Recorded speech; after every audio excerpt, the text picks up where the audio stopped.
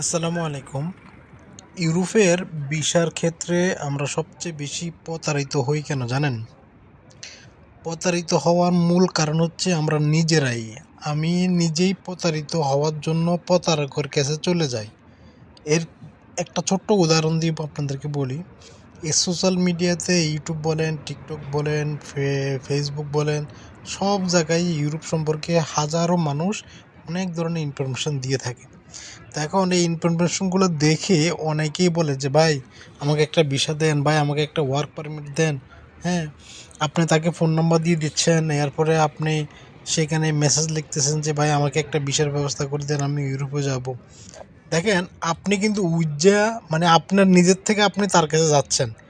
যখন আপনি প্রতারণার শিকার হচ্ছেন তখন বলেন যে, "ওই লোক খারাপ, ওই লোক সেটা, এটা সেটা।" চিন্তা করে দেখেন নিজের বিপদ কিন্তু নিজেই ডেকে আনছেন। তারপরেও কিন্তু আপনারা সচেতন হচ্ছেন না।